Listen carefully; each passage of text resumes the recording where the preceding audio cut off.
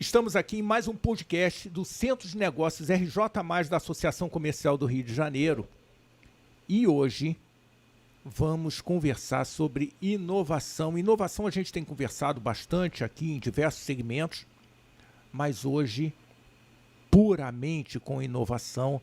E temos aqui Gabriel, presidente do Conselho de Energia e Transição Energética da Associação Comercial do Rio de Janeiro. Temos Júlio, presidente do Conselho de Inovação da Associação Comercial do Rio de Janeiro. E o Cláudio Nazajon, sempre um participante importante, já foi presidente do Conselho aqui na associação. Várias vezes. Para a gente conversar sobre inovação. Então vem com a gente. Eu vou começar com o Gabriel. Gabriel, conta um pouquinho para a gente do que é ou como é importante a inovação na transição energética, nos mais diversos partes desse ecossistema de energia, como é que a inovação tecnológica é importante. Conta um pouquinho para a gente. Bom, Salles, primeiro, não sei se eu digo obrigado ou não, mas você me botar nessa saia justa e eu falar de inovação diante de dois papas aqui da inovação, o decano da inovação do Rio de Janeiro. A transição energética, ela tem realmente essa questão de inovação, e eu acho interessante porque são dois lados, né? Primeiro, claro, sempre que você tem uma mudança no perfil de comportamento, né? Você está trazendo coisas novas, isso gera desconforto, gera insegurança, gera às vezes até medo. E eu vejo isso em algumas empresas ainda, acho que cada vez mais as empresas estão entendendo a necessidade da transição energética, mas eu vejo algumas empresas ainda, talvez com uma cabeça mais tradicional, com esse receio, com esse medo, e o que vai acontecer, será que isso vai realmente disruptar o meu negócio? Quer dizer, então, e na verdade não existe isso, né? Sempre que a gente tem uma mudança tecnológica, e é interessante que toda revolução tecnológica na história do homem foi uma revolução energética. Então, desde do início do uso do fogo, depois com a adoção, com o início do aproveitamento dos ventos nas caravelas, que permitiu a expansão do mundo, depois com a adoção do carvão, que impulsionou a revolução industrial, com a explosão da era do petróleo, e aí que permitiu a mobilidade, enfim, a ligação do mundo inteiro através de voos comerciais. Só foi possível, isso não poderia ter um avião movido a carvão. E, enfim, e cada vez mais a gente tem essas revoluções tecnológicas, sempre com base numa revolução energética. Então não é nada novo essa transição, nós já passamos por outras transições energéticas na nossa história. E sempre existe esse fator de novas empresas aparecerem com tecnologias, e essas empresas elas vão incomodar as empresas grandes estabelecidas. E aí nos traz ao grande, o famoso dilema da inovação, que o Christensen vaticinou isso tem quase 30 anos, e é exatamente que são as empresas grandes, as empresas estabelecidas, as empresas capitalizadas, e no caso da energia, as grandes empresas de petróleo, gás e energia, que são os maiores ameaçados, mas na minha visão, são os maiores possíveis beneficiários dessa transição energética. E acho que essa é a mudança de mindset que é importante. Por quê? Porque são essas empresas que têm a tecnologia, que têm o know-how, que têm as pessoas e que têm os recursos, o dinheiro para fazer essa transição energética acontecer. Então, muitas das empresas de petróleo e gás tradicionais, não só petroleiras, mas prestadores de serviço, são essas empresas que estão também motivando a transição energética. Isso lá desde os anos 90, com a BP, quando ela mudou o logotipo dela para de um escudo de batalha para uma flor de girassol, e depois várias outras empresas de petróleo que foram seguindo nessa mesma linha, eu acredito muito que são as empresas de petróleo, de gás, de energia tradicionais que são as maiores possíveis beneficiárias, se elas forem as líderes desse movimento de transição. Bacana. Júlio, conta um pouquinho para a gente da sua visão, qual é o prisma que você vê essa questão toda da inovação e dessa revolução que o mundo vem passando, e tangibilizar aqui para para os nossos negócios, para os empresários da Associação Comercial, os empresários do Rio de Janeiro, e como que isso pode ser um fator diferencial para o desenvolvimento do Estado e do Brasil através dessa plataforma Rio de Janeiro. Salles, primeiro, obrigado aí pela oportunidade. Uma honra dividir a mesa aqui com o Gabriel, o Cláudio, referência, Nasajon. Quando fala de Nasajon, a gente, quem é de tecnologia sabe, né? Uhum. Então, para mim... Quem não é também. Quem não é também. Também sabe. Queria eu ter essa formatura. Mas é isso, eu acho que o Gabriel falou do medo, né? As pessoas têm medo realmente de inovar. E inovar não é inventar. Inovar é fazer algo diferente. Inovar é transformar novas ideias em impactos. Impactos sejam eles sociais, ambientais, econômicos. Então, a preocupação é essa, né? A gente às vezes fica com essa coisa, eu quero descobrir algo novo, eu quero inventar algo, mas não precisa. Você tem que olhar para o lado, fazer benchmark, procurar, buscar ideias, adaptar essas ideias ao seu processo de negócio. Então, a inovação passa muito do processo de cultura. Então, acho que as empresas, isso falta um pouco nas nossas empresas, e eu acho que isso vai ser um papel importante também do Conselho de Inovação, e eu tenho falado isso com o Gabriel, eu quero que ele seja o mais transversal possível, porque a ideia é a gente proporcionar essa cultura de inovação dentro das empresas. Eu tenho um número interessante aqui, que 84% dos empresários, eles entendem que a inovação é uma alta prioridade nas organizações. Só que a inovação, da forma que ela é conduzida, esse mesmo número diz que 94% desses empresários se decepcionam com os projetos de inovação que eles executam ou que eles participam. Então você vê que a expectativa é grande, mas a frustração é maior ainda.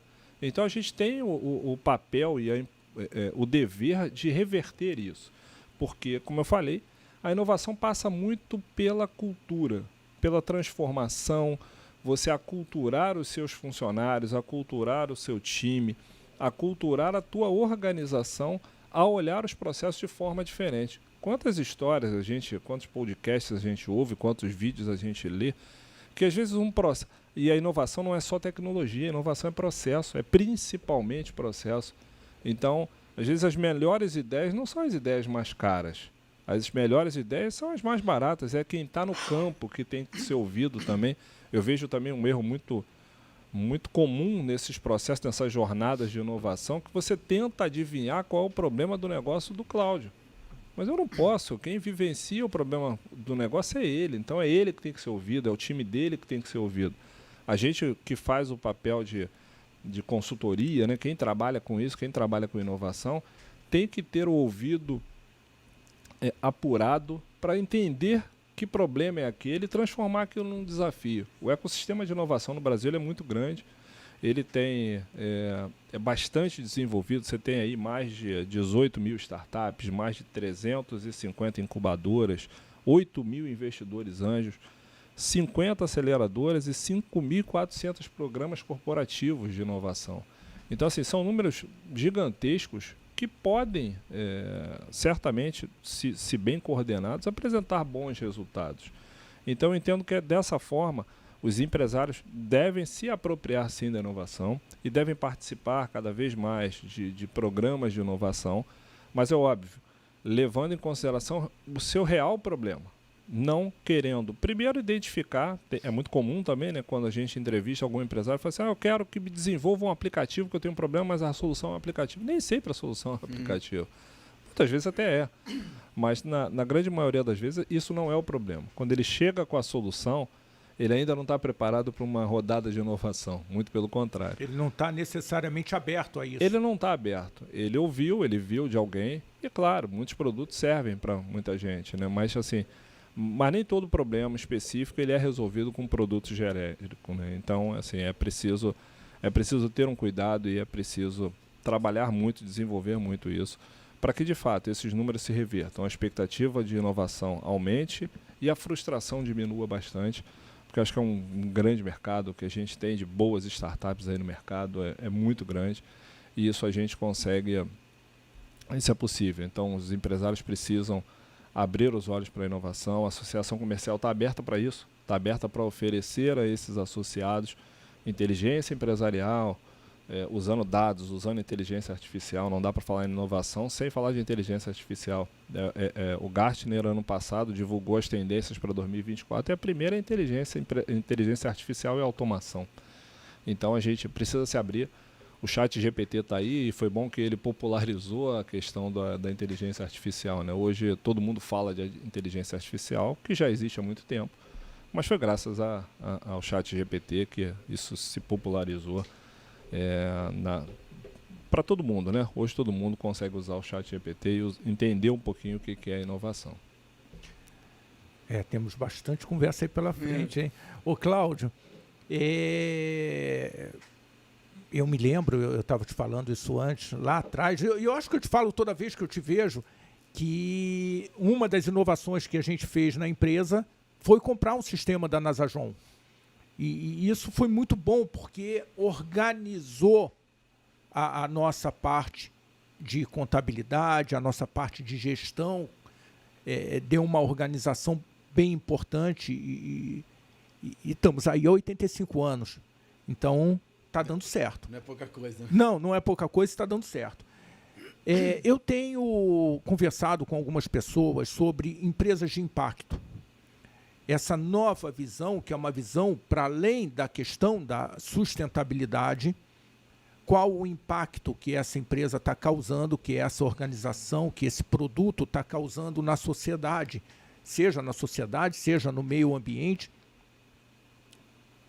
Conta um pouquinho para a gente, fazendo uma consideração sobre o impacto que a inovação, que a tecnologia, com o impacto que isso pode gerar positivo na sociedade e a não inovação, qual o impacto negativo que acaba gerando. Então, pois você pega por aí. Assim, antes de mais nada, obrigado pelo convite, Ricardo, é um prazer, uma honra estar aqui. Eu anotei algumas coisas enquanto o Gabriel e o Júlio falavam, que eu queria responder para eles, porque vem um pouco nessa pegada. O primeiro ponto é engraçado como a gente puxa a sardinha para o nosso lado sempre, né? Quer dizer, o Gabriel vinha falando que a energia é sempre o foco da inovação. Eu jamais tinha visto por esse lado, mas agora, ouvindo você, acho que tem a ver. Eu sempre achei que a inovação vinha pelo lado da gestão, pela maneira como nós fazemos as coisas, que é um outro ponto de vista diferente. E o problema é que a inovação, ela nem sempre é positiva, ela nem sempre é boa, nem sempre é necessária, inclusive.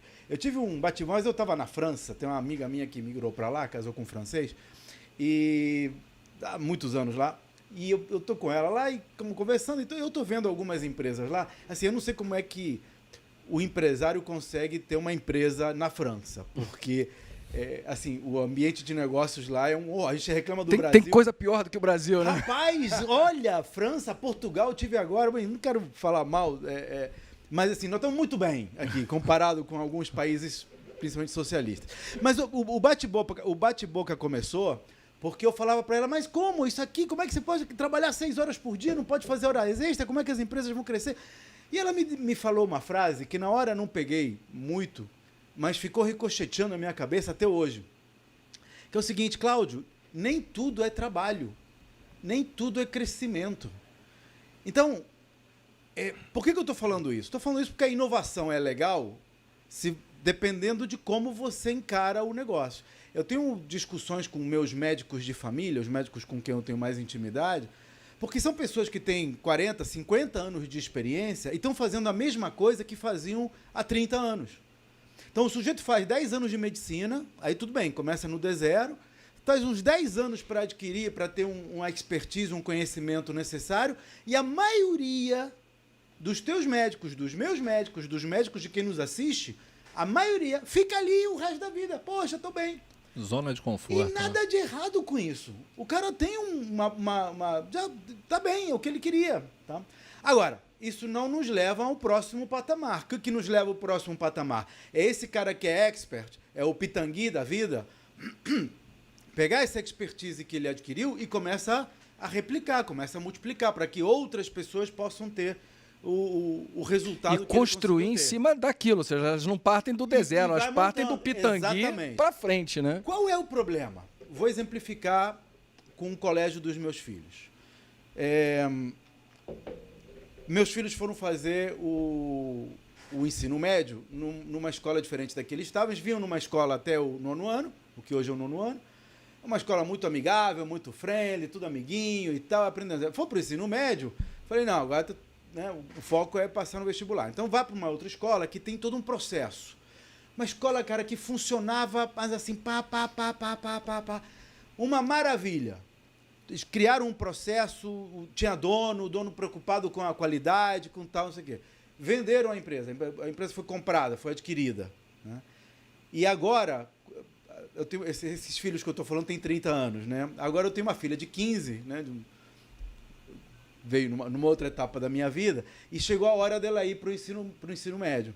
E a gente foi ver essa escola, e todo mundo falando mal da escola. Depois que ela foi adquirida, a parte processo continuou, começaram a inovar, buscando mais lucro, mais produtividade, mais resultado, mas perderam no ambiente, perderam num monte de coisa, todos os alunos falando, mas acabou indo para uma outra escola. Então, estou te dando esse exemplo, porque dependendo do que você quiser, a inovação é boa ou é ruim. E assim, quero fazer um disclaimer aqui, quero fazer um aviso. Eu vivo de inovação. Eu tenho uma empresa de software, eu faço software de gestão empresarial. Nós lançamos há alguns anos uma inteligência artificial para folha de pagamento. A Ana Pessoas, que a gente chama, ela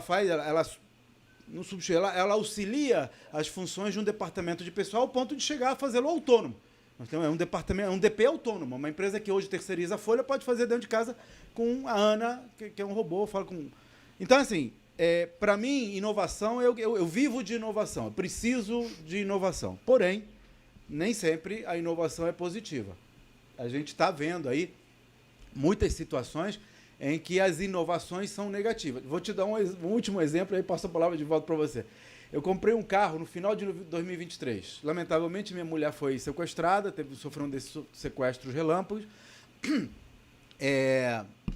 Não aconteceu nada fisicamente com ela, fizeram um monte de pix e compras e tal, não sei o quê, foi um trauma financeiro, mas ficou aquela coisa de que, putz, eu já estava inseguro onde eu moro, agora então piorou. Aí ela não quis mais andar naquele carro, vendemos o carro, comprei um novo. Comprei em dezembro de 2023, tá bem?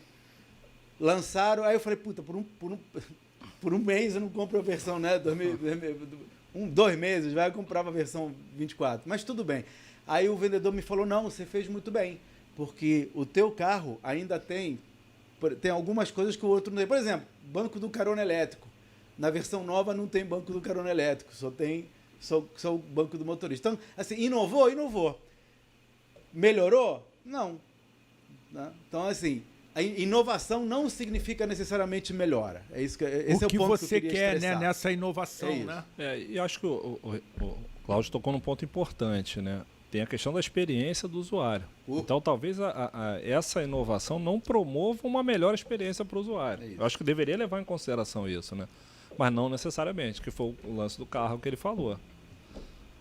Quem foi para a Disney, quem foi para a Disney há 10 anos e agora recentemente, vai perceber um monte de inovações, mas nem todas são boas. Eu, por exemplo, 10 anos atrás, eu comprava o ingresso na Disney, você podia usar ad infinitum. Eu até usei recentemente um ingresso que eu tinha comprado há 10 anos, 5 anos. Mas quem comprar agora, você não só não consegue usar de infinito, como você tem dia e hora para entrar. Tem que dizer o dia. E não pode pagar em dinheiro. Ainda tem essa. Olha, muitos parques não aceitam mais dinheiro em espécie. Ou é cartão, ou já era. Assim, é inovação? É inovação. Melhorou? Não. É um prisma novo que você está trazendo e eu acho que bastante importante. O que é essa inovação, ou como essa inovação muda as nossas vidas e de que forma muda, né? E de quem, né? E de Muda quem? a vida de quem? A questão dos ônibus elétricos vai mudar a vida de quem? É inovação? Definitivamente é inovação. Há controvérsias, né? Porque, na verdade, o veículo com a propulsão elétrica, ele foi inventado mais ou menos em 1860. Quando o veículo com a propulsão a combustão interna veio mais ou menos uns 20 anos depois. Então, na verdade, o carro elétrico ele é mais antigo que o carro a combustão. O carro a combustão ele é uma inovação em cima do carro elétrico, porque naquela época o carro elétrico ele não era eficiente. E muito se discute se hoje em dia ele é eficiente ou não. E aí é outro podcast, né? Não vamos nem entrar nessa, mas... E olha, complementando, eu não é minha área, não vou brigar com o Papa, tá? Mas até onde eu vi alguns documentários sobre isso. O etanol, o nosso álcool, ele é mais verde em termos de energia para o planeta do que o carro elétrico. Só que não pegou. Né? Mas, chama-se a intensidade de carbono. Né? Você tem um conceito que é a intensidade de carbono, que é a quantidade de geração de gás de efeito estufa, de CO2, que é gerado a cada unidade de energia. E realmente a intensidade de carbono dos biocombustíveis, então o biodiesel, o etanol, o biometano, é praticamente zero. O que você tem de emissões ali, normalmente, é do processo industrial e do transporte da distribuição. Mas a molécula em si, ela está devolvendo para a atmosfera um CO2 que a planta absorveu quando cresceu. E né? o elétrico teve que, às vezes, ele levou carvão na sua geração, entendeu? E tem a questão das baterias, que ainda não está resolvida. Então, assim, não está. Não estou convencido com o elétrico, não. Mas, felizmente, vem uma nova geração aí de carro a hidrogênio. Esse aí produz oxigênio. Vai funcionar melhor. Conta um pouquinho do que você tem feito, ou melhor, do que você está planejando para o Conselho de Inovação, quais são as ideias novas e como que a gente vai olhar para o Rio de Janeiro, que sempre foi uma porta de entrada do país e um megafone do Brasil, para o Brasil e para fora do Brasil. Como é que você está vendo isso aqui, considerando essa nossa plataforma como um hub de negócio? Salles, posso pegar uma carona na sua pergunta? Por favor. Você falou, Júlio, um monte de números bacanas da inovação. Desses números todos aí que você falou, quantos estão no Rio de Janeiro? Pois é, então deixa eu começar da pergunta do Gabriel. Infelizmente não é a maioria no Rio de Janeiro. Hoje a gente tem estados muito mais bem desenvolvidos em relação à inovação, seja no número de startups, seja em ecossistemas de inovação, seja em ambientes de inovação. Por exemplo, se destacam Recife é referência em inovação, seja ela pública ou privada, Santa Catarina, Paraná, Rio Grande do Sul e São Paulo. O Rio de Janeiro, hoje não tem um ecossistema de inovação tão eficiente quanto esses estados e cidades que eu citei. A gente tem um parque tecnológico da UFRJ, que é um espaço maravilhoso. É o Living Lab da cidade. Isso é colocado como projeto e aprovado dentro do parque tecnológico. Mas você vê muito pouco a cidade testando e usando aquele espaço ali da Ilha do Fundão, que é uma cidade. Ali circulam 45 mil pessoas por dia. Então, para você testar qualquer solução, você poderia testar ali um semáforo inteligente, uma faixa de trânsito diferente, um poste, uma cobertura de ônibus. Você não precisa contratar aquilo ali e colocar na cidade inteira e depois perceber que deu errado. Não, você tem um espaço para esse tipo de teste. Isso acaba sendo muito pouco utilizado. E os ecossistemas de inovação aqui na cidade do Rio de Janeiro se falam muito pouco. Você tem alguns hubs de inovação, mas eles pouco se falam. Então os projetos eles acabam não cruzando. Esse é o primeiro ponto. Respondendo a pergunta do Gabriel. Em relação à tua pergunta, o Conselho ele vai tomar posse agora, dia 20, semana que vem. Finalmente a gente conseguiu compor o Conselho. E Cláudio, já fica o convite, tá? Eu sei que você já passou pelo Conselho, mas acho que essa tua experiência vai me ajudar bastante nesse processo de condução. Mas o que eu tenho falado com os outros presidentes de Conselho, muito com o Gabriel, conversei com o Gabriel lá a gente se encontrou lá na Alerj, é que inovação é transversal, né? Inovação, porque não é um conselho só de inovação, é inovação, transformação digital e tecnologia. Então é um conselho que ele tem que ser transversal, ele tem que se falar muito com as empresas.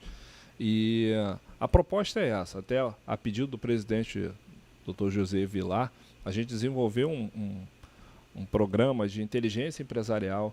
A gente está começando a fazer uma série de acordos de convênios, de acordos de cooperação, para pegar dados de instituições como Prefeitura, Sebrae, Firjan, IBGE, e tentar tirar uma inteligência empresarial desses dados, utilizando também inteligência artificial, para tentar ajudar o associado ou quem quer abrir um negócio na cidade do Rio de Janeiro, qual é o melhor lugar, qual é o melhor produto ou serviço para ele estabelecer, quem é o público daquele produto.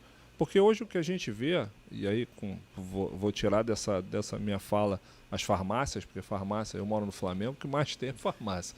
Acabei de me surpreender, tinha um espaço lá em obra, eu falei, pô, vai lançar uma farmácia. Vai lançar alguma coisa interessante, né? Quando eu vejo, não, é mais uma farmácia, não vou nem falar o nome, que já tem umas 4 no bairro, assim, num quarteirão você tem um monte de coisa.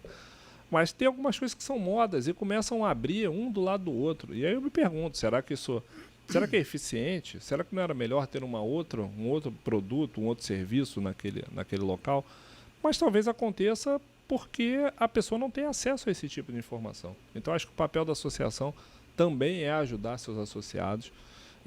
Também existem alguns programas de financiamento, às vezes a custo perdido, ou a própria FINEP estimula muito. E acho que também é importante para a associação a gente ter um espaço aqui, uma espécie de escritório de projetos que apoie os empresários a escrever projetos para se candidatar a esse conjunto de financiamentos e fomentos. Tem muito, a FINEP empresta muito sem ter que pagar efetivamente, ou eu tive ontem... Perdido, a fundo né? perdido, me fugiu a palavra. Eu tive ontem com o presidente da FINEP, Celso Pancera, inclusive eu estou organizando para que ele venha aqui em abril, fale para os empresários. Só dinheiro grande, Júlio. Só dinheiro grande. Dinheiro pequeno tem que ser via algum... O empresário a gente que tem nos a ouve FAPER, aqui vai pegar dinheiro com o FINEP não consegue. Pois é, a gente tem a FAPER, eu costumo dizer... Tem o próprio BNDES. Eu costumo dizer que essas coisas são parecidas com Saci Pererê. Todo mundo sabe que existe, mas ninguém nunca viu. É por aí. Pois é, mas assim, eu acho muito importante buscar... Inclusive de startups que conseguiram recursos com a FINEP, com o BNDES. Então, assim, eu acho que é importante que o empresário pelo menos tenha conhecimento, que ele saiba que existe essa possibilidade. Se ele vai conseguir ou não, como o Cláudio falou, são outros 500. Mas eu acho que a gente precisa aproximar esses entes da associação comercial, para que eles olhem para a associação comercial e talvez criem um programa específico para o médio, para o pequeno, porque o grande não necessariamente vai precisar. Mas acho que esse olhar para o médio e para o pequeno empresário é importante. E talvez uma empresa como a FINEP, ou o próprio BNDES, ou a própria FAPERJ, possam apoiar projetos de empreendedorismo dentro da associação comercial, conectando, né, esse investimento que eles têm.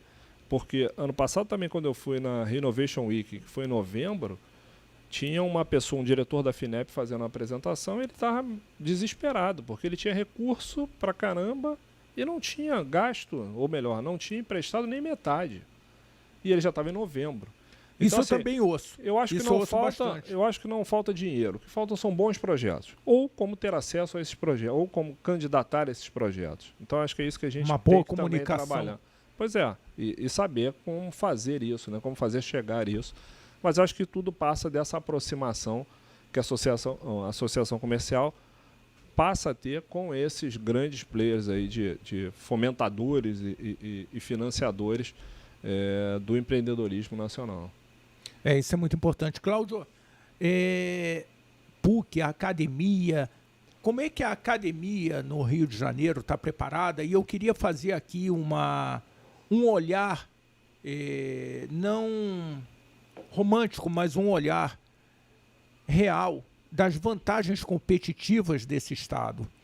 Quais são as vantagens competitivas que nós temos aqui para que o empresário que está lá ouvindo a gente fale assim, legal, eu acho que eu posso não só inovar na minha empresa, mas também buscar cumprir esse papel que, de repente, a FINEP não tem conseguido com os menores. Eu vou buscar alguns unicórnios, eu vou buscar algumas empresas e investir. Quais são os espaços? Qual é o diferencial? Então, Ricardo, sabe, tem muito romantismo por trás do que é o Rio de Janeiro e do que é a inovação e do que é o empresário e o ecossistema de fomento.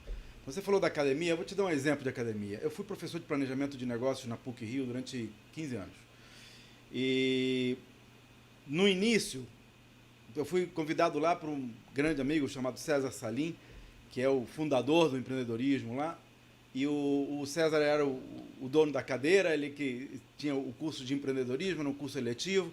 Aí começou a ter mais gente, ele me chamou para uma palestra, gostou da maneira como eu falei, me convidou para dar aula, e aí ficamos nós dois fazendo dobradinha durante 13 anos e meio, 14 anos. Nos primeiros 10 anos, era uma delícia, porque era um curso eletivo, então só vinha aluno querendo estudar, querendo aprender empreendedorismo, com projeto na mão. Vinham alunos, eu conseguia ter turmas extremamente diversificadas, era muito eclético. Eu tinha aluno de filosofia, aluno de pós-graduação de medicina, aluno de direito, aluno de engenharia, tinha de tudo. Então você montava grupos que funcionam sensacionalmente bem, porque tem uma diversidade de pontos de vista. Muito bem. A coisa foi evoluindo, as inovações implementadas pelas faculdades, cada faculdade começou a gostar de ter o seu curso de empreendedorismo, então o direito começou a ter o curso de empreendedorismo na grade do direito, filosofia começou a ter na grade da filosofia. Conclusão, acabou que os alunos que vinham para mim nos últimos 4 anos de magistério eram alunos que vinham porque fazia parte da grade obrigatória, não necessariamente queriam fazer empreendedorismo, eles queriam passar na prova, e só tinha aluno de engenharia, porque eu dava aula lá no departamento de engenharia. Então, começou a ficar um negócio totalmente entediante, sem criatividade, e acabei falando, mas não é isso que eu quero para minha vida, eu não estava ali para ganhar dinheiro, não era professor profissional, sempre tinha minha empresa, e aí acabei desistindo, saí dela. E até hoje é assim. Então, assim, você se adapta, mas não necessariamente a adaptação é melhor. É o caso do modelo 24 do carro que eu comprei. Acho que os projetos de inovação são sensacionais. E tem muito dinheiro de fomento. Isso que você falou é super fato, né? Tem mais dinheiro do que projetos. O problema é que você vai na FINEP, é mais fácil conseguir 100 milhões na FINEP, e para conseguir 100 milhões você tem que ter um projeto que tenha substância para 100 milhões, do que 1 milhão. 1 milhão a FINEP não tem condição de dar, não tem braço. Eles não têm gente, não tem... Então eles passam para agentes, a GRIO, coisa que vai trabalhar com menos dinheiro. Mas... também não é só isso. Que também não é fácil. Não é fácil. Nada é fácil. Nada é fácil. Mas assim, é mais fácil pegar 1 milhão com a GRIO do que com a FINEP. 100 milhões, melhor você pegar com a FINEP. Menos difícil. Por aí. Agora, você quer ver um exemplo? Você falou de um negócio que é batata. Nós temos vários movimentos de inovação e de empreendedorismo e de apoio em qualquer lugar, não é só no Rio de Janeiro. Rio, São Paulo, onde você for. Só que eles não se falam.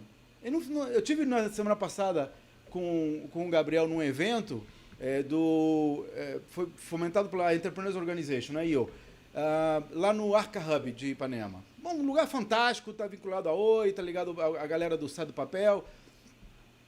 E ele não está integrado, não tem um calendário de eventos municipal ou estadual, certo, ou Brasil, sabe? O que tem de evento de inovação?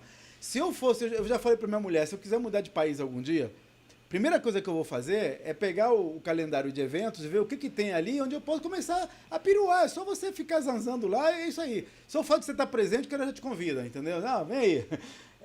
Então, aqui não tem isso, está faltando isso, não tem. Aí eu comecei a escrever aqui, mas então tá, então a gente faz uma plataforma para publicar ali um calendário de eventos de inovação. Quem banca isso?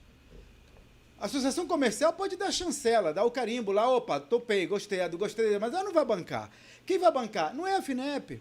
A quem vai bancar não são os espaços de empreendedorismo. Então, assim, alguém tem que pagar a conta, galera. Quem nos ouve aqui tem que entender que não tem almoço de graça. Não tem. Alguém tem que pagar a comida. E aí onde o Rio de Janeiro tem desvantagem. Você falou da vantagem? Desculpa. Rio de Janeiro está em desvantagem com relação aos estados que estão, de fato, investindo em desenvolvimento de empreendedorismo. Em 95, aproximadamente, eu passei por um divórcio e, não sei, como a maioria dos homens que eu conheço que se divorciam querem viajar, aí muda de país, não sei o quê. Eu fui para São Paulo. São Paulo, na época, correspondia uma filial em São Paulo. A minha empresa sempre teve sede no Rio. Tinha uma filial em São Paulo respondia por 10% do faturamento nacional. Falei, pô, tem alguma coisa errada, não é possível, né? 60% do PIB, eu só faturo 10% lá. E nós somos bons, a gente tem pedigree, não é que eu estou um novo entrante, a gente tem... Aí, quando teve o divórcio, eu fui morar lá. Fui morar lá, fiquei 2 anos em São Paulo. Depois eu voltei porque eu tinha uma filha na época com 4 anos, e eu era pai de 15 em 15 dias. Falei, não é isso que eu quero para minha vida, e aí eu optei por vir para cá. Mas quando eu voltei, só para você ter uma ideia, A Nasajon São Paulo faturava 50% do total Brasil. A gente passou de 10% para 50%, porque aumentou o bolo, né? Não só aumentou o Rio, chegou a 50%. Aí você pergunta, pô, tá bom, o que aconteceu lá? Nada. Você me perguntar assim, faz um guia aí do que tem que fazer para duplicar o faturamento. Não sei, nada. É só o fato de estar lá. O fato de estar lá, por quê? Porque lá você tem evento por metro quadrado. Alguém me falou de 200 eventos por dia em São Paulo.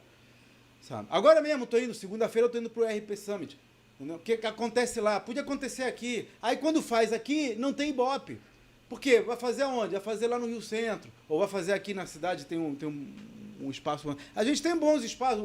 Agora tá tendo o IA Summit esses dias, no Museu do Amanhã. Mas é que não vai, não gera. Não vem o dinheiro.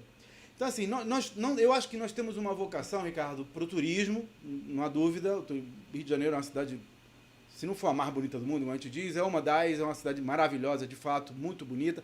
Pena que as autoridades não conseguem resolver a questão da violência, isso aí está endêmico, isso aí, enfim, não é governo, é uma questão que tira segurança de quem está aqui. Mas, assim, eu não sei se nós temos essa vocação para a inovação aqui que tanto se fala.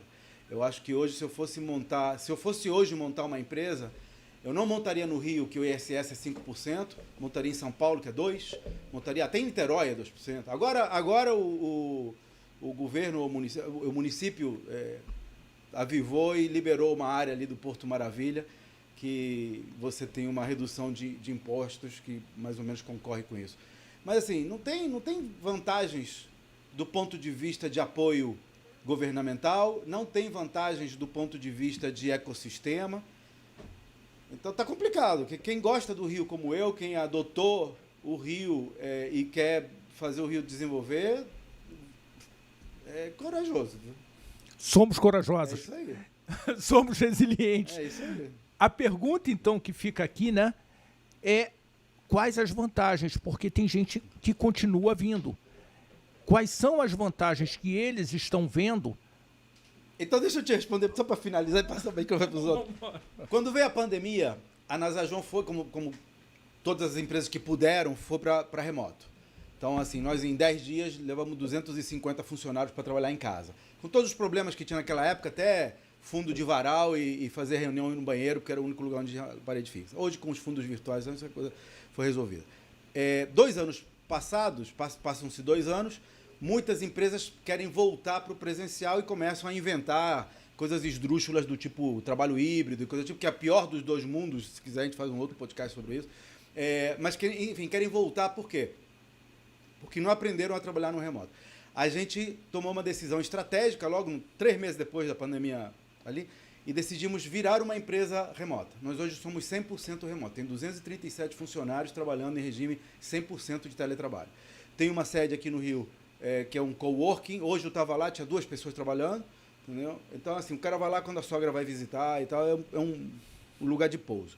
Aí você me pergunta, qual a vantagem do Rio? Eu te digo, 3 anos atrás, 4 anos, né? Em 2019, então estamos em 2024, eu tinha 250 funcionários, 90% da minha base, da minha força de trabalho estava no Rio de Janeiro, por razões óbvias.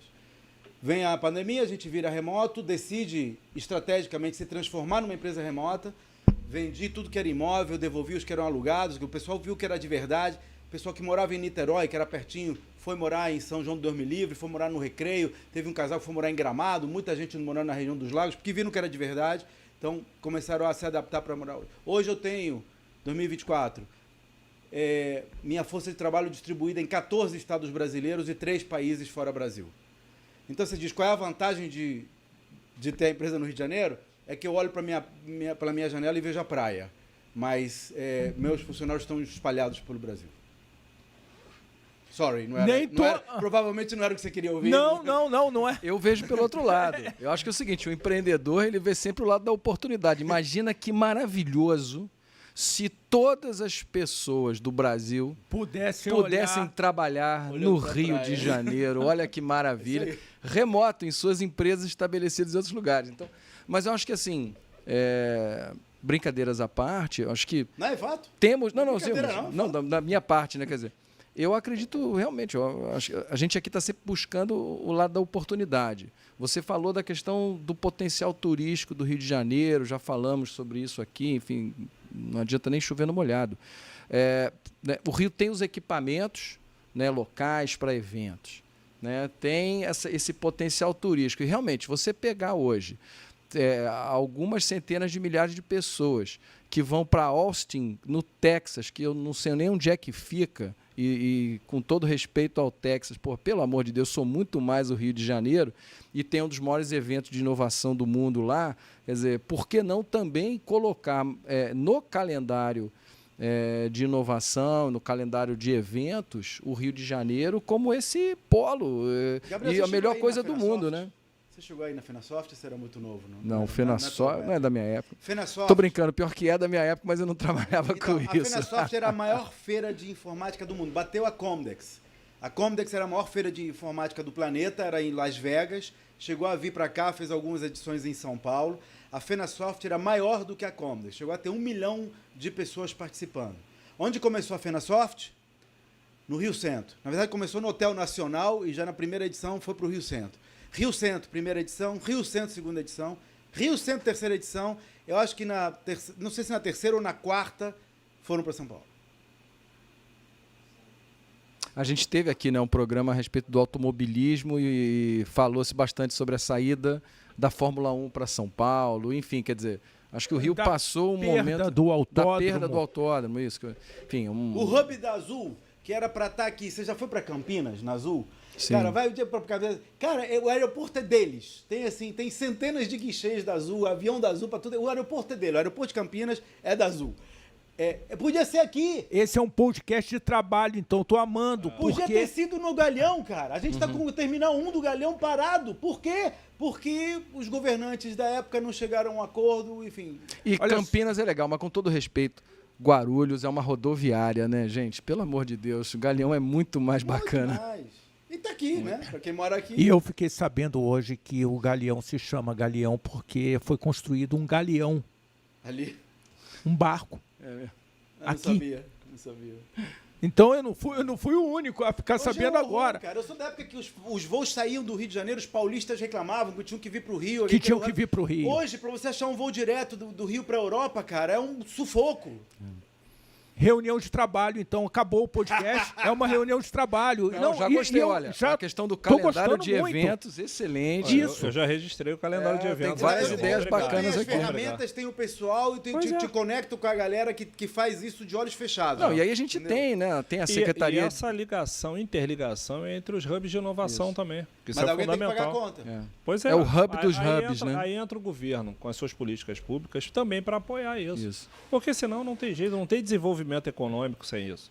É bonito falar em desenvolvimento econômico, mas sem o apoio não se desenvolve. Então acho que é importante sim.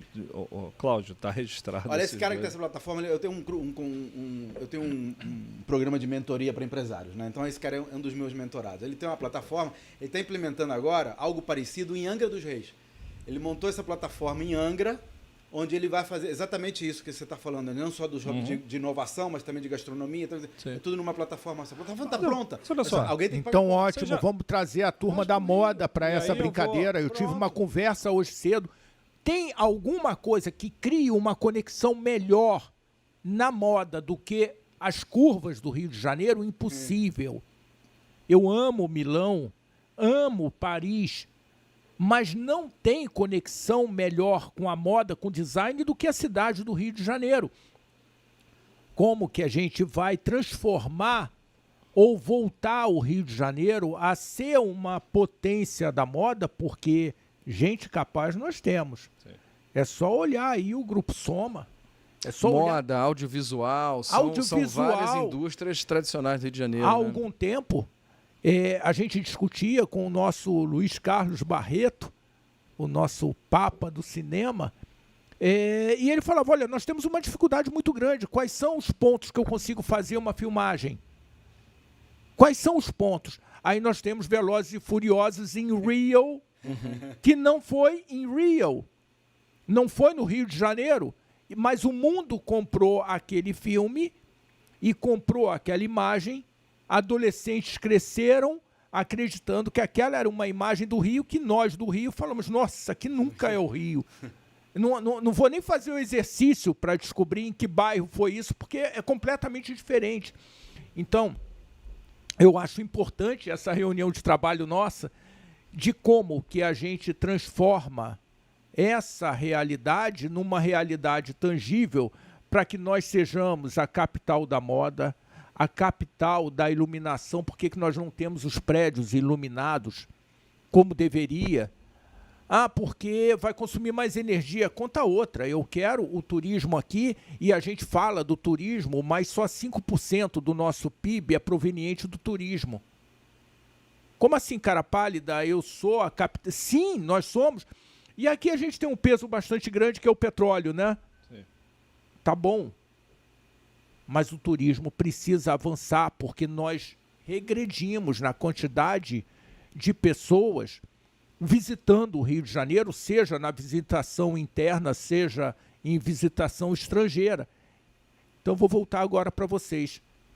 Como que nós vamos transformar essa realidade? Como que nós vamos inovar para que possamos voltar a ser essa capital tão desejada, tão querida, que a gente possa trabalhar e ver a segunda mais bonita praia do mundo e trabalhando aqui, e jogando o nosso vôlei de manhã cedo, ou, se Deus quiser, voltarmos a ter um autódromo para eu ir lá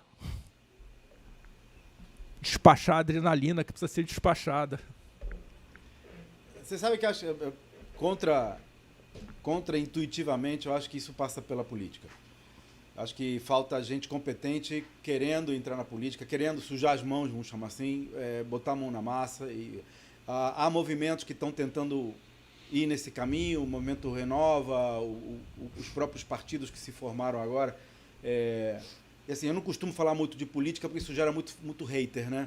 Mas eu acho que não tem muita alternativa, porque se a gente não se mexer para começar a escolher políticos que, de fato, queiram resolver essa questão, e assim, não é fácil porque a questão da violência, por exemplo, cara, as milícias, o tráfico, os marginais tomaram conta e foram apoiando as pessoas. A ausência de Estado, Cláudio, e a ausência nossa, viu? Claro, é isso. E a ausência nossa, não, porque a gente eu normalizou concordo. a violência. A gente normalizou. E não é um problema só do Rio, não, tá? Não, mas o Rio esse é um problema nacional, ele dói mais na gente que vive aqui. Eu estava falando, eu acabei comprando um carro blindado, né? Então eu estava falando com o cara da blindadora, ele me falou, Cláudio, o que acontece aqui é o seguinte, assim, se o cara vier com um revólver, você pode dar tchauzinho para ele, mas se ele vier com uma arma de 2 mãos, né, com um fuzil, aí você tem que descer e rezar. Mas, e o problema todo é que em São Paulo, por exemplo, ele só tem uma facção, então não tem briga entre facções, aqui tem 5 facções. E a briga, eles andam de fuzil na rua, não é pra você ou eu, não. É um querendo resolver a facção do outro. Então, assim, o Rio de Janeiro tem uma condição muito desfavorável também nesse sentido. Mas eu acho que, como eu te digo, eu acho que a questão é uma questão de longo prazo e que implica em que nós, nossos filhos, nossos netos, estejamos preparados para botar a mão na massa, para se envolver. Pronto, esse é o nosso ponto. É isso. E para escolher pessoas adequadas para nos o nosso ponto, é o que eu tinha conversado no outro dia aqui. A gente tem que parar de escolher o amigo do bairro, a gente tem que escolher quem tem competência para tal.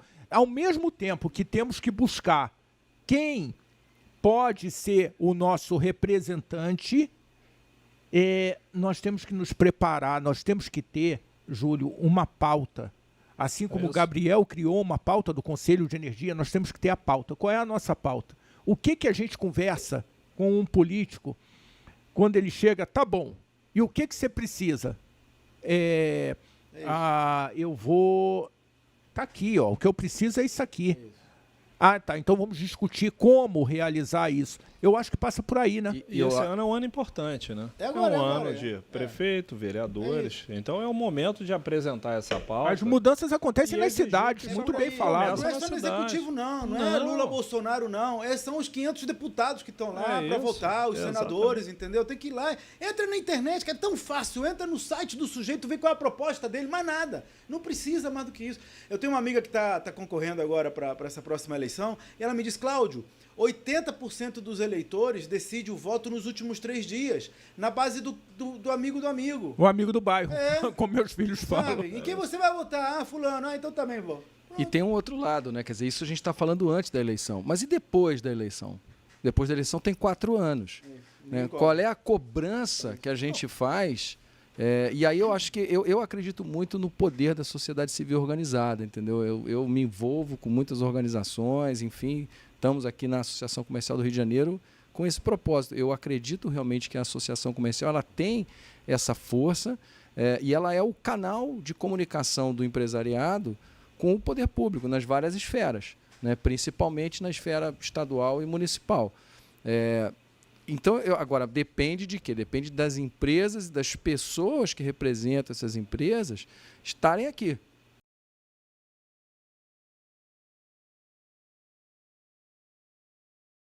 Não é só reclamar.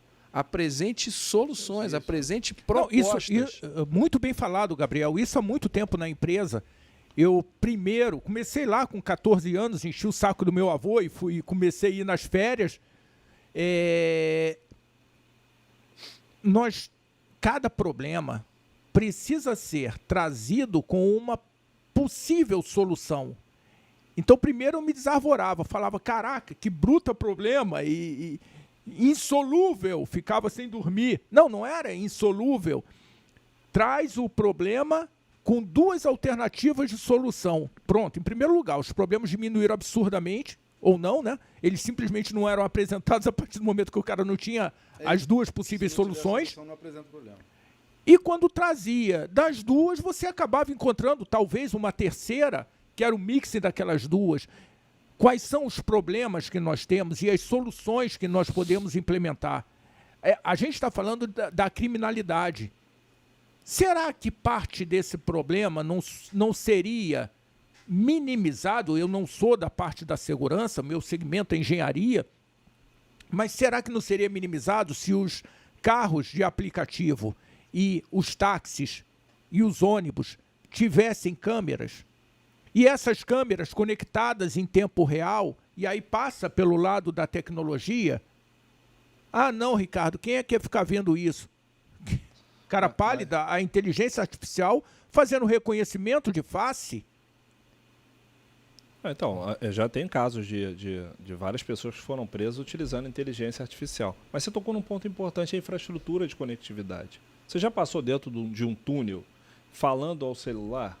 Muitas vezes você perde a conexão. Não. Porque você não tem a propagação do sinal. Então você vai passar com um ônibus dentro. Eu queria falar de tecnologia sem falar de celular. Não, pois é. Mas falta essa infraestrutura também nas cidades.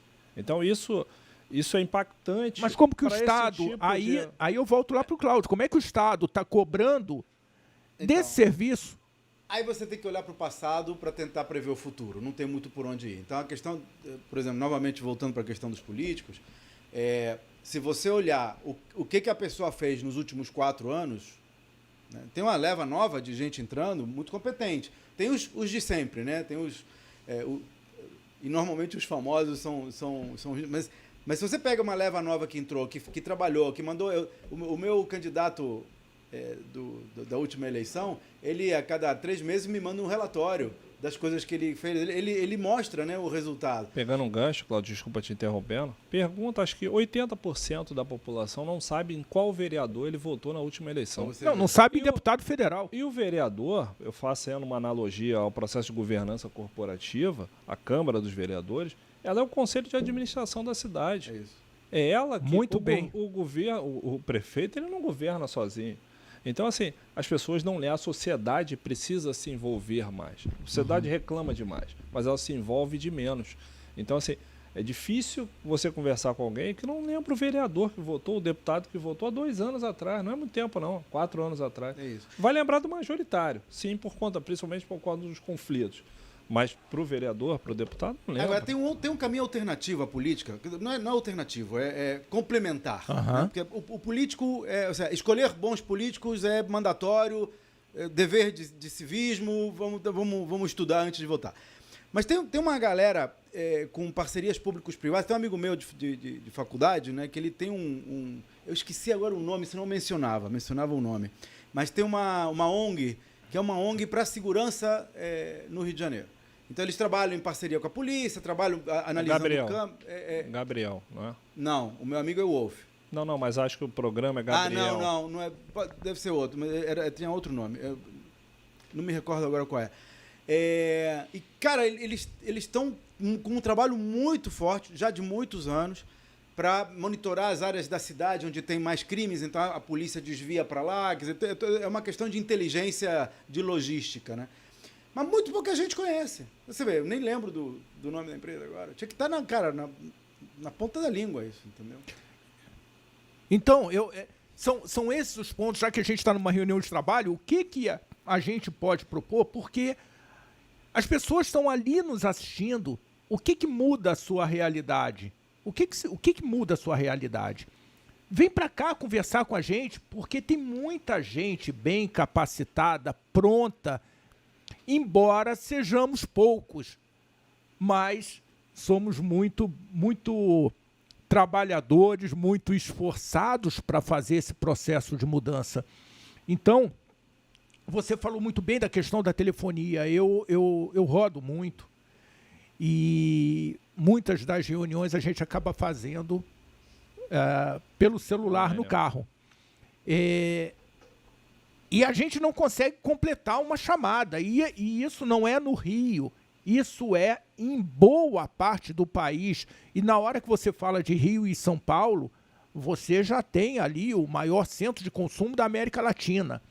E nós não temos uma comunicação minimamente adequada como deveria ser. Já tivemos um sistema de telefonia melhor do que temos hoje. Hoje. Nós já tivemos um sistema de telefonia bem melhor do que o que temos hoje. Mas quem é que vai cobrar? Quem é que vai cobrar? Talvez, Júlio, isso caia na sua mão. Como inovação, como tecnologia, chamar as operadoras aqui e entender. Vamos entender. Ah, não, olha, nós não temos responsabilidade de fazer conexão no Alto da Boa Vista.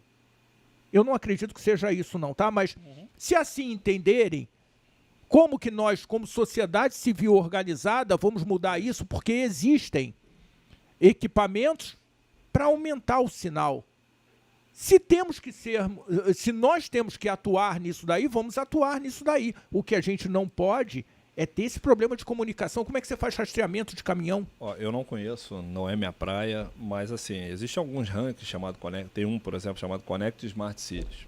A infraestrutura passa para falar de cidades inteligentes, você precisa falar de infraestrutura básica, né? Conectividade.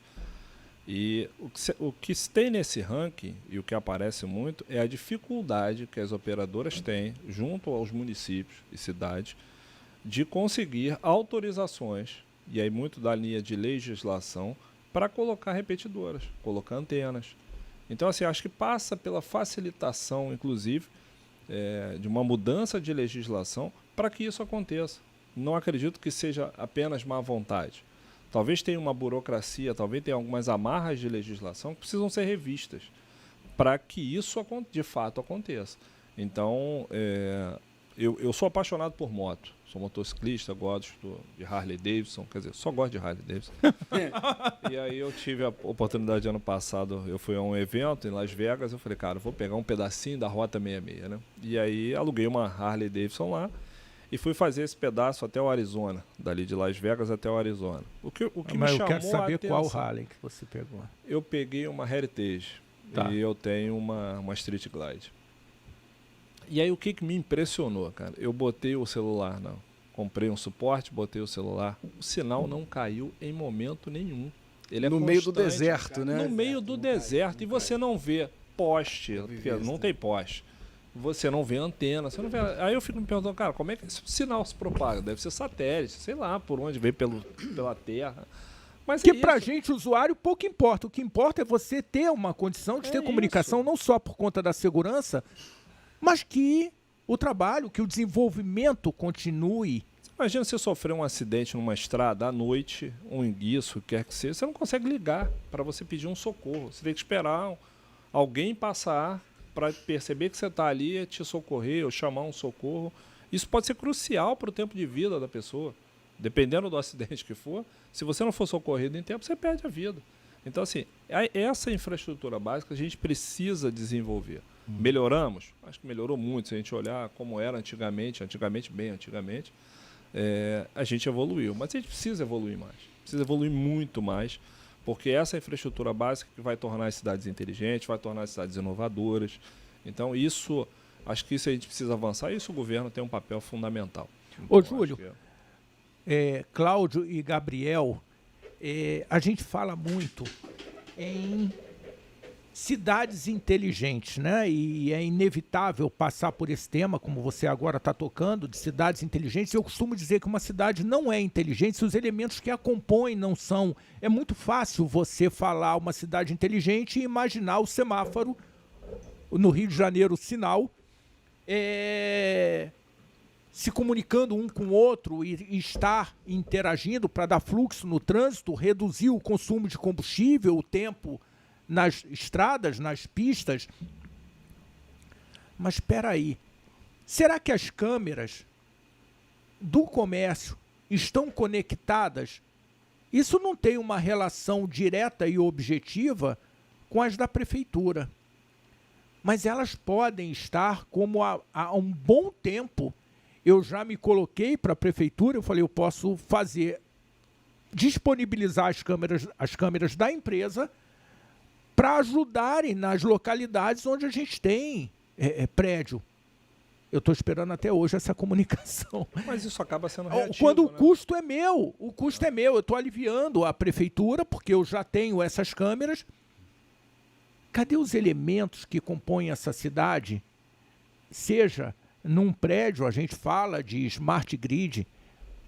Tudo que a gente falou aqui dessa infraestrutura de comunicação se aplica totalmente à infraestrutura de energia, seja a distribuição de energia elétrica, seja a rede de distribuição de gás, enfim, isso aí, infraestrutura fundamental, né, gente?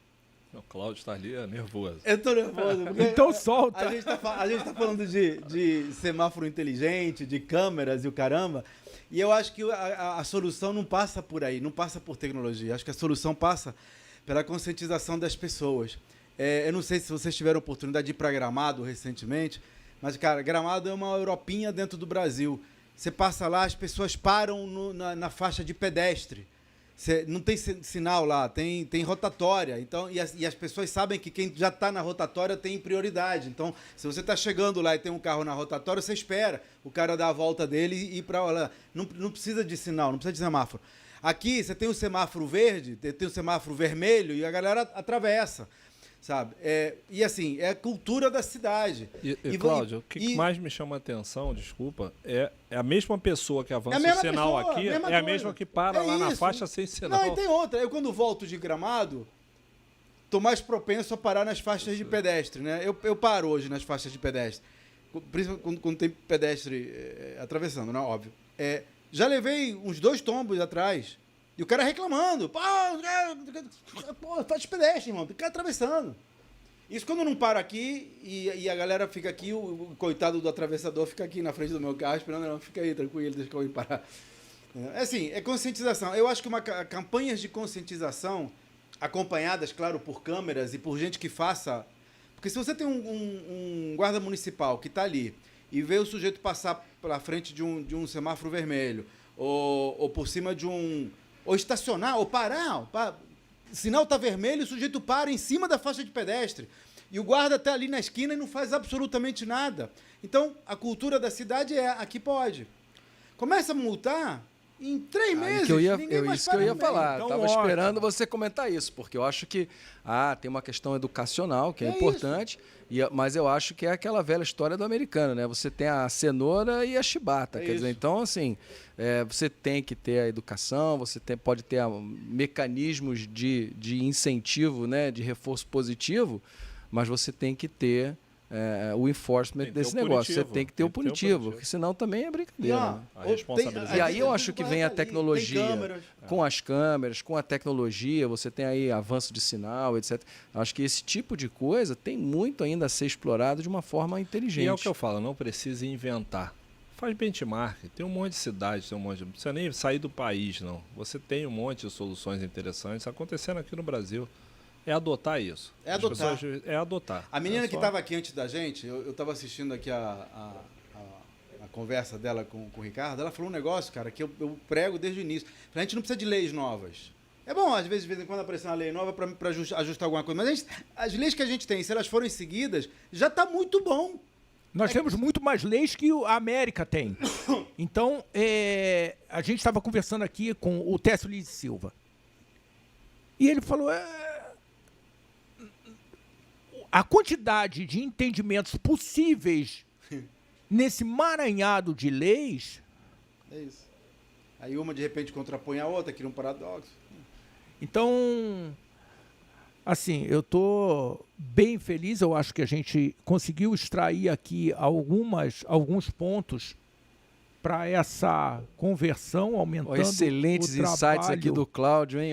Excelente. Do Cláudio, do Júlio, do Gabriel, do Ricardo. Não, o Júlio, ele vai... Você não entendeu. O negócio é o seguinte, o Júlio vai implementar esse negócio todo, entendeu? Isso aqui A responsabilidade é pouca, né?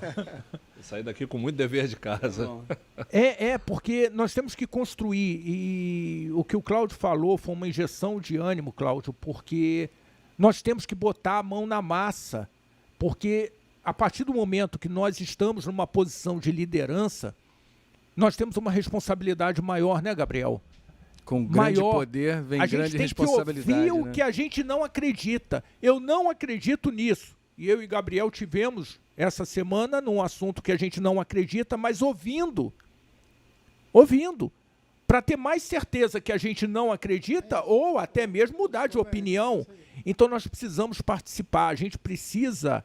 Evidentemente, nós somos uma casa, enquanto associação comercial, uma casa, eu ia dizer apolítica, mas nós não somos apolíticos, porque o ser humano é um ser político. Apartidária. Apartidária ou partidária do empresariado. Isso. A nossa bandeira é a bandeira do desenvolvimento, é a bandeira do empresário. E é muito interessante uma coisa, viu? A gente fala de impostos, né? E eu ouvi o presidente da Federação de São Paulo, de Minas Gerais, da Federação das Indústrias de Minas Gerais, falando, gente, quem paga imposto é o consumidor. É a dona que compra o feijão, que compra o arroz. Não é o empresário, ninguém está penalizando o empresário com mais imposto. Você sim está dificultando a economia do país, mas penalizando quem paga esse imposto lá na ponta. Então, essa ótica, o compartilhar desse conjunto de informações é a cota que nós, como associação comercial, como centro de negócios da associação comercial, estamos dando para trazer mais gente para esse jogo, para esse processo de mudança. Então, vamos lá para as considerações finais. Gabriel, começa contigo. Sempre eu, rapaz, que é mania de perseguição. Eu acho que a inovação, ela tem esse poder, né, de transformar as coisas. Eu adorei a fala do Júlio de que para inovar não precisa inventar, mas é isso, olhar processos, tornar aquilo que já existe melhor. Eu acho que isso tem um poder transformador muito grande, tanto no nível pessoal quanto principalmente para as empresas, né, que é o que a gente está falando aqui, para os negócios. E eu acho que, apesar de todos os pesares que a gente discutiu aqui, o Rio e o Carioca, ele tem essa verve, né? Ele tem essa vontade, ele tem essa criatividade. Dizem que o pai da inovação é a preguiça, né? Porque se a gente não tivesse preguiça, a gente não tinha domado o cavalo para levar a gente de um lugar para o outro. Se a gente não tivesse mais preguiça ainda, não tinha inventado o carro, que é melhor que o cavalo, e assim a gente vai, né? Então, assim, eu acho que a gente tem o Carioca tem essa verve. A gente falava antes que a gente vai hoje nas grandes empresas mais badaladas aí em São Paulo, inovadoras, tecnológicas, e é tudo carioca lá dentro, gente. Quer dizer, hoje o Rio de Janeiro ele é um enorme exportador de mão de obra qualificada. Acho que é isso que a gente tem que reverter, né? Então, acho que a inovação está dentro da gente. Mas eu acredito realmente que a gente tem esse papel como sociedade de cobrar essas infraestruturas básicas, e, enfim, seja da infraestrutura física, seja dos hubs, seja da interconexão, enfim, acesso a financiamento. Acho que esse aí é o que eu tiro da conversa hoje, e ficamos com esse trabalho de casa aí para cobrar. Muito bacana mesmo. Bacana. Cláudio? Então, Ricardo, como consideração final eu diria aqui que há esperança desde que haja ação. Quando você junta tecnologia, inovação com vontade de fazer e com princípios e valores, você consegue ter um resultado mais positivo. Depois desse incidente com a minha mulher, a gente começou a viajar em algumas cidades e países que poderiam ser possíveis moradas para a nossa velhice, né? Mais tranquila. E até agora não achamos nenhuma. Não achamos nenhum lugar que a gente dissesse, puta, aqui eu vou estar assim, com prós e contras, que todos os lugares têm, que a gente tivesse. Fiz uma temporada em Porto, em Portugal, fiquei 1 mês e meio lá. Fiz uma temporada em Lisboa, em Portugal, fiquei 1 mês e meio lá. Fiz temporada em Londres, fiz temporada... Cara, olha, eu já tô buscando lugares mais tranquilos para morar há algum tempo. E não acho nenhum lugar que eu diga, aqui eu vou estar melhor. Nenhum melhor do que o Rio de Janeiro. Então, assim, eu acho que isso serve como esperança de que nós podemos, se houver vontade, vou chamar aqui de vontade política, mas é vontade empresarial, é vontade pessoal, é vontade de fazer alguma coisa e não apenas esperar que eles, entre aspas, que alguém faça, seja quem for, que alguém faça. Alguém tem que fazer. Não tem que, é você que tem que ir lá e fazer. Boa. Sabe? E aí eu acho que esse é a mensagem que eu queria passar para a tua audiência. Se tem alguma coisa ruim, se engaja, sabe? Se mete aí. Nem que seja apoiar um político que você acha que está indo na linha que você quer, ou alguma ONG, ou alguma empresa que tenha uma... Né? Tem muitas empresas hoje que estão defendendo os seus produtos por meio de propósitos. O propósito da minha empresa é isso. A cada camisa que você compra aqui, eu dou 5 pratos de alumínio. Se você se identifica com... Tem outros que dão propete, né? Se você se identifica com esse propósito, cara, vai fundo. Mas fala objetivamente. Se você gosta desse podcast, acha que isso aqui pode ter um impacto positivo, participa, se engaja, comenta, compartilha, dá o like, entendeu? Não gostou também? Participa. Vai lá dizer, não gostei, você falou merda, entendeu? Sim. Não, Tá liberado. Não, tá liberado. Não é para crianças. Eu acho que esse papo, quanto mais real, que é o que a gente procura fazer aqui, melhor, porque a gente vai conseguir engajamento. As pessoas são bastante capacitadas, as pessoas são bastante engajadas aqui. Então, se você não sabe aonde, vem para cá. Conta aí, Júlio.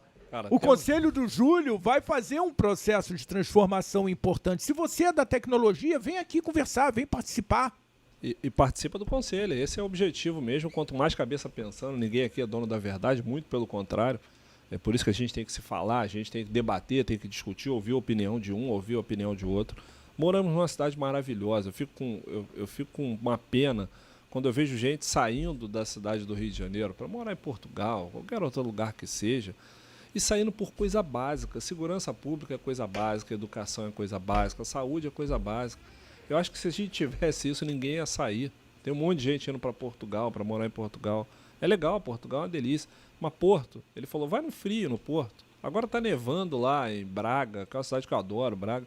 Mas tá nevando, deve ser ruim morar lá nesse período. Neve é legal pra você Comendo um ir. produto no Mercado Livre de lá. Pois é. 5 dias pra chegar. A própria administração pública lá, os Aqui chega no serviços mesmo dia. públicos. Pois é, então assim, a gente é muito melhor. Só que a gente precisa, como sociedade, não normalizar as coisas. A gente precisa reagir a essas coisas. Não estou falando, óbvio, que não é para ninguém enfrentar nenhum assalto aqui, não é isso. Mas a Sim, gente mas já não tirar pode essa aceitar. síndrome de vira-lata. Pois é. Ontem mesmo eu voltei com uma amiga, ela falou, pô, comprei um celular barato, instalei uma conta do meu banco só, porque tá com medo de ser sequestrada. É isso. E aí ela falou, não, só tem um limitezinho pequeno, eu vou perder o celular e R$1.000 de Pix. Cara, olha que ponto a gente chegou. A gente tem que comprar um outro celular, gastar dinheiro para isso, por mais barato que tenha sido, deixar uma conta só de banco para perder R$1.000 no Pix. A gente não pode aceitar, isso não pode ser normal. A gente não pode permitir que nossos filhos, e eu tenho uma filha de 16 anos, e um de 7, uma de 4, eles não podem passar por isso, não podem passar por esses traumas, que são traumas que às vezes ficam para a vida inteira. A gente não sabe a que ponto a gente está exposto à violência. Então, às vezes, acho que a gente normalizou demais essas coisas. E o Cláudio deu o exemplo de Gramado. São as mesmas pessoas daqui do Rio que vão para Gramado e lá respeitam, aqui não. Então, o meio faz isso, o meio transforma as pessoas. Se existe um meio ruim, a gente tem que reverter esse meio para contaminar as pessoas, para que tenhamos um ambiente melhor do que o que a gente tem hoje. E isso, não sei se tem algum gancho com inovação não, mas a inovação está disposta para isso aí. Vamos inovar pelo menos na maneira de pensar, na maneira de agir, que eu acho que isso já é suficiente para a gente, se cada um fizer o seu papel, cara, certamente isso contamina a sociedade. Foi o Cláudio falou, divulga, fala, mostra o teu ponto de vista e tenta trazer, seja um influenciador, não esses influenciadores de internet como a gente vê por aí, mas um influenciador do bem, um influenciador Com responsabilidade. Para mudar a sociedade. Esse é o nosso papel. E se você ainda não foi contaminado, se inscreve no canal, vai lá, clica no sininho. Vem junto conosco, como o Cláudio novamente falou, comenta, coloca os seus pontos e nós vamos dar atenção aos seus pontos, porque você faz parte desse ecossistema e para transformar esse ecossistema nós precisamos de você. Então vem com a gente. Gabriel, brigadíssimo. Cláudio, muito obrigado. O professor mais uma vez aí com a gente. Júlio, estamos contigo. Estamos contigo. O que você precisar de apoio no conselho, eu acho que essa questão da transversalidade é fundamental. Passeia, nós temos 25 conselhos empresariais aqui na Associação Comercial. São 25 think tanks que vão discutir de uma forma mais ampla todas as questões. E agora, nessa gestão, que o Josier entendeu a importância de termos um centro de negócios e que o canal de comunicação desse centro de negócios da Associação Comercial é esse podcast, vem para cá. Se você não quer discutir mais amplamente os temas, mas quer fazer negócio, vem para cá e vamos falar de negócio e, com isso, melhorar o nosso estado e o nosso país através desse estado. Vem conosco.